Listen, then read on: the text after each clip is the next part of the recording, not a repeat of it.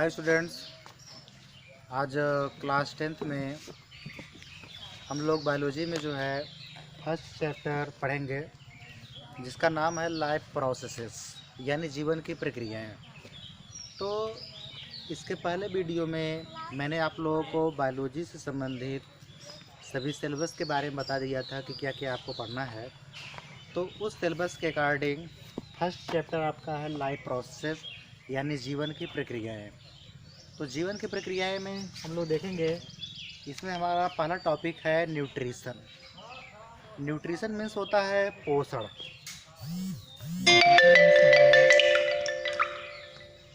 पोषण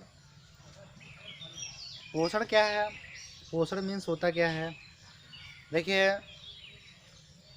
जब भोज्य पदार्थों द्वारा हम पोषक तत्वों को शरीर के अंदर ग्रहण करते हैं और इनके द्वारा हमारे शरीर की वृद्धि तथा विकास का होना पोषण कहलाता है।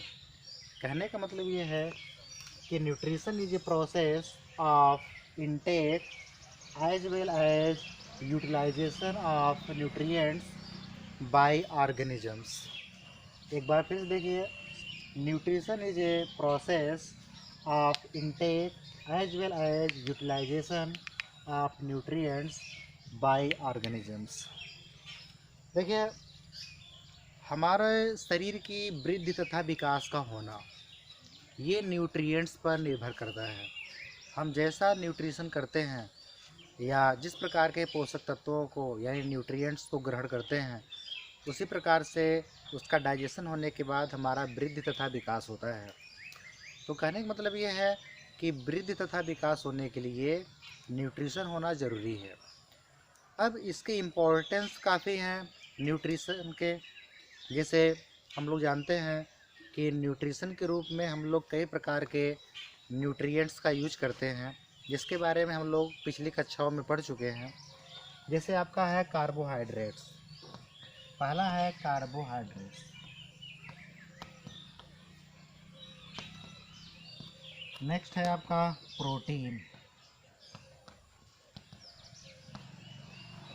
थर्ड है विटामिन्स। फोर्थ है लिपिड्स एंड फिफ्थ है मिनरल्स। ये हमारे मेन न्यूट्रिएंट्स हैं जो कि हमारे द्वारा ग्रहण किए जाते हैं। ये एक ऐसा टॉपिक आपका है जिसके बारे में साइंस में आप लोग पहले से पढ़ते चले आ रहे हैं। क्लास 3rd में, 4th में, 5th में, 6th में, 7th में, 8th में, 9th में, 10th में, सब में चैप्टर आपको मिलेगा। फिर क्लास 11th में फिर मिलेगा। तो carbohydrates, proteins, vitamins, lipids, minerals, इसके साथ ही साथ वाटर भी होते हैं हमारे न्यूट्रिएंट्स में, जिनका यूज हमारे द्वारा किया जाता है। तो कार्बोहाइड्रेट्स ये है क्या? कार्बोहाइड्रेट्स जो होता है, it is the very most important nutrients of the our food. हमारे भोजन का बहुत ही महत्वपूर्ण पोषक तत्व माना जाता है कार्बोहाइड्रेट। ये हमको तुरंत ऊर्जा प्रदान करता है, यानी इससे काफ़ी फास्ट एनर्जी जो है वो मिलती है हमको, जो कि शहद में पाया जाता है, मीठे फलों में पाया जाता है, गुड़ में पाया जाता है, शुगर में। इन सभी चीज़ों में जो है कार्बोहाइड्रेट्स काफ़ी मात्रा में पाए जाते हैं और इनका डाइजेशन काफ़ी फास्ट होता है, या ये कहिए कि हमारे माउथ में ही इसका डाइजेशन हो जाता है, उसी से ही शुरू हो जाते हैं। और जैसे ही इसका डाइजेशन होता है वैसे हमको एनर्जी काफ़ी तेज़ी के साथ मिलने लगती है। और यही चीज़ आप लोग जानते हैं, जैसे खेतों में देखे हो जो किसान लोग काम करते हैं, तो काम करते हुए जब वो थक जाते हैं तो वो थोड़ा सा कोई मीठी चीज़ जैसे गुड़ हुआ उनको खाते हैं, तो उनको एक बार फिर से एनर्जी प्रोवाइड हो जाती है। तो अब ये कार्बोहाइड्रेट्स को भी कई रूपों में क्लासिफाई किया गया है, तो इनके बारे में हम लोग नेक्स्ट क्लास में पढ़ेंगे, जिसमें आपको मोनोसैकेराइड्स, डाइसैकेराइड्स, ओलिगोसैकेराइड्स, इन सभी सैकेराइड्स के बारे में आपको पढ़ाया जाएगा। नेक्स्ट है आपका प्रोटीन्स। ये भी काफ़ी इम्पोर्टेंट न्यूट्रिएंट्स होता है। ये हमारे जो शरीर की डैमेज्ड सेल होती हैं उनको रिपेयर करती है और उनको व्यवस्थित करती है। इसी के साथ ही साथ ये हमारे शरीर की कई रोगों में भी सहायता करती है, हमारे शरीर की ऊर्जा को भी बढ़ाने का कार्य करती है। तो कार्बोहाइड्रेट्स के जैसे प्रोटीन्स भी जो होते हैं ये आपके कई रूपों में पाए जाते हैं। अब प्रोटीन जो होता है ये हमको एनिमल से भी प्राप्त होते हैं और प्लांट से भी प्राप्त होते हैं। एनिमल से जैसे एग्स हुआ, मीट हुआ, इन सभी चीज़ों से प्रोटीन्स जो है काफ़ी अधिक मात्रा में मिलती है। मिल्क हुआ, इसमें भी प्रोटीन्स मिलती है।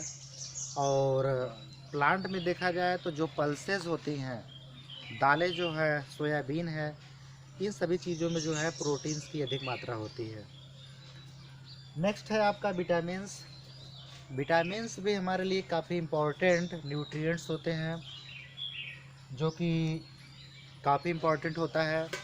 विटामिन जो होता है ये इनको दो प्रकार से क्लासिफाई किया जाता है। एक होता है fat soluble vitamin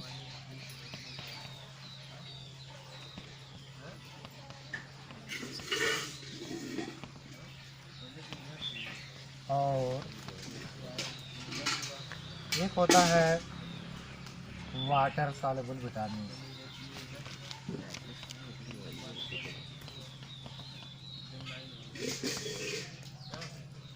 fat soluble vitamins और वाटर सॉल्युबल विटामिन्स, देखिए जब इसकी कमी होती है विटामिन्स की, ये हमारे शरीर के रोग प्रतिरोधक क्षमता को बढ़ाने का कार्य करता है, रोगों से लड़ने की क्षमता को विकसित करता है।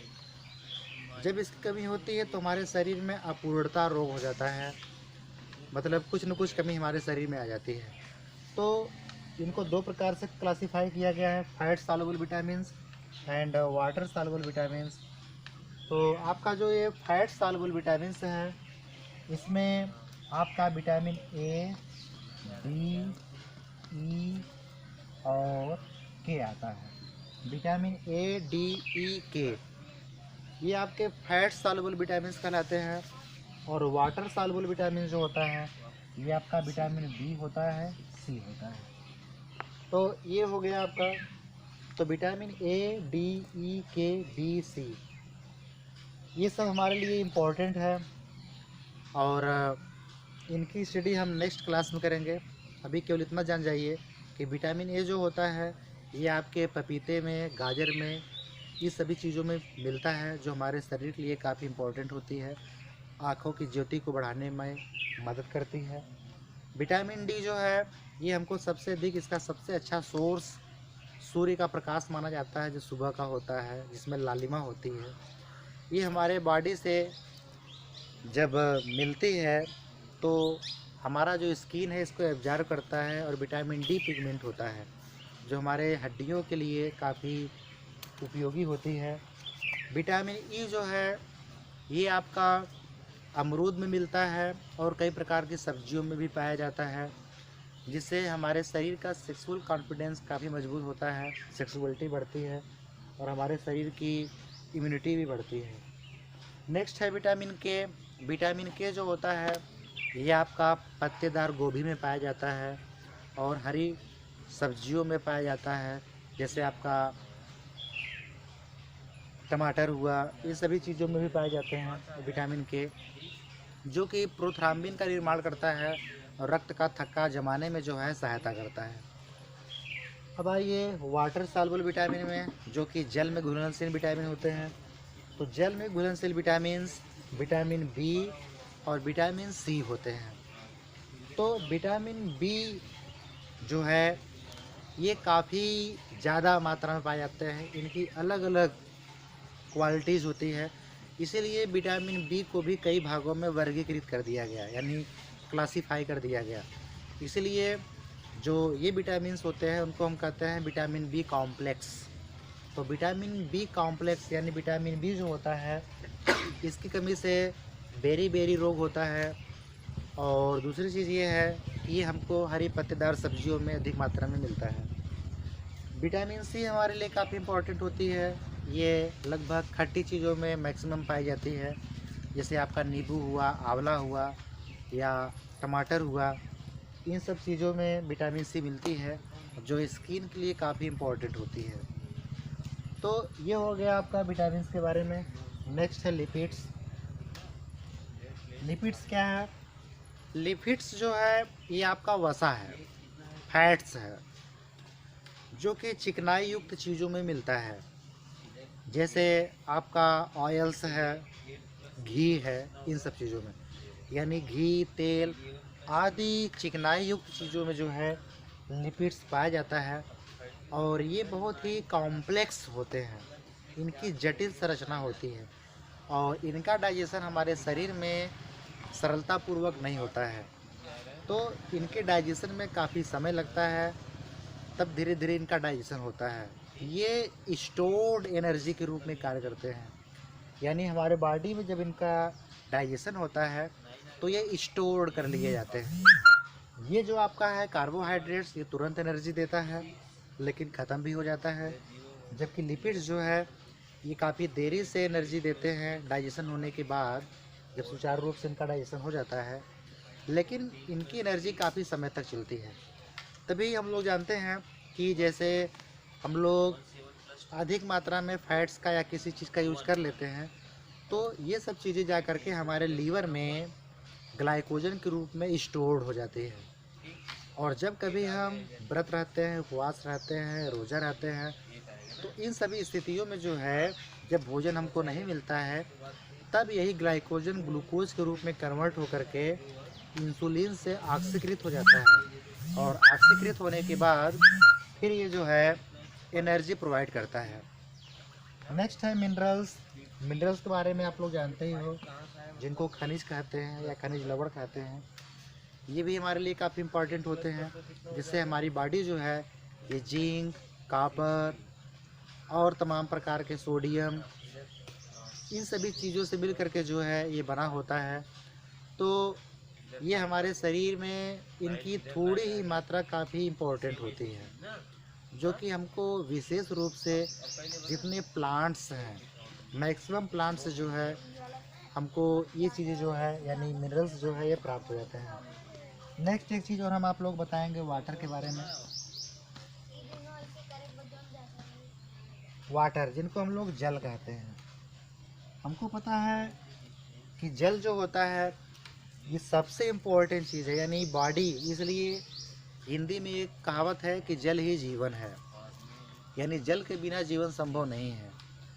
तो हमारे बॉडी में कोई भी मेटाबॉलिक एक्टिविटीज़ होती है या कोई भी कार्य होता है, वो सभी कार्य जो है वो आपके वाटर से ही संभव होते हैं, यानी पानी से ही संभव होते हैं, जिससे हमारे बॉडी में हार्मोन्स का एक जगह से दूसरी जगह पर पहुंचना, यानी हमारे बॉडी के एक पार्ट से अदर पार्ट में पहुंचना, ये वाटर के द्वारा ही होता है।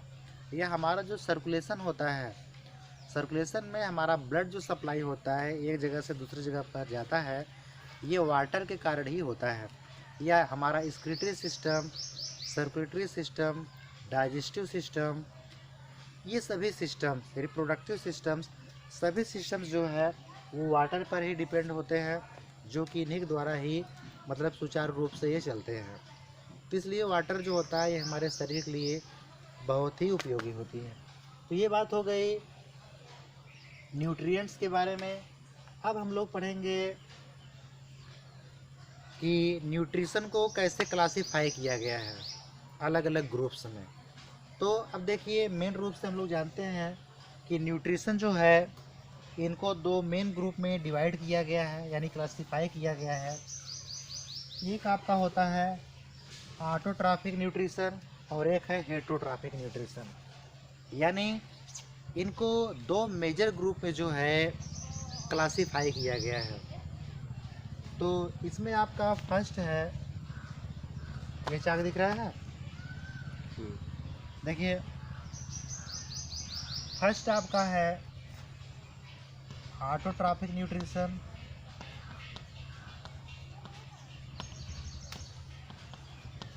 Autotrophic nutrition. नेक्स्ट सेकंड है हेटेरोट्रॉफिक न्यूट्रिशन।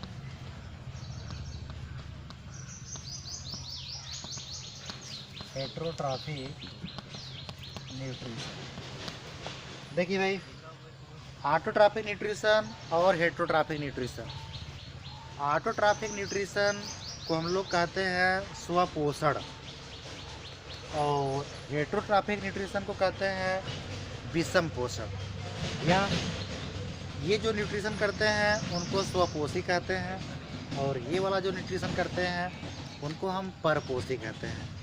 तो ऑटोट्रॉफ्स मेन रूप से प्लांट्स होते हैं, क्योंकि प्लांट्स जो होते हैं ये अपना फूड खुद बनाते हैं, यानी the green plants make their own food by the process of photosynthesis with the help of carbon dioxide, water, chlorophyll and sunlight। कहने मतलब यह है कि जो ग्रीन प्लांट्स होते हैं यानी जो हरे पौधे होते हैं वो अपना भोजन स्वयं बनाते हैं फोटोसिंथेसिस क्रिया के द्वारा, जिसमें वो लोग कई प्रकार के मतलब इसमें फैक्टर्स जो होते हैं वो उनकी सहायता करते हैं। जैसे आपका क्लोरोफिल है, और कार्बन डाइऑक्साइड है, वाटर है, सनलाइट है। जैसे यहाँ पर आप लोग देखिए ऑटोट्रॉफिक न्यूट्रिशन में आपका है 6 CO2 प्लस 12 H2O, इधर हो गया आपका सनलाइट, इधर हो गया आपका क्लोरोफिल। तो आपका बना C6H12O6 plus 6 CO2 plus 6 H2O। देखिए 6 CO2 plus 12 H2O plus sunlight plus chlorophyll, it is equal to C6H12O6 plus 6 CO2 plus 6 H2O। कहने मतलब यह है कि this process is called photosynthesis. इस फोटोसिंथेसिस क्रिया में कार्बन डाइऑक्साइड और वाटर मिल करके सनलाइट और क्लोरोफिल की सहायता से ग्लूकोज का निर्माण करते हैं, ऑक्सीजन प्रोड्यूस होती है और वाटर निकलता है। जब ट्रांसपिरेशन क्रिया होती है यानी वाष्पोत्सर्जन की क्रिया होती है तो लीफ के स्टोमेटल पोर से मैक्सिमम वाटर जो होते हैं वो इवेपोरेट होते हैं, बाहर निकलते हैं। तो ये प्रोसेस हो गया ऑटोट्रॉफिक न्यूट्रिशन। अब इसमें प्लांट्स के साथ ही साथ एक एक्सेप्शंस है, एक अपवाद है, जो कि आपका जिसे हम यूग्लिना कहते हैं। यूग्लिना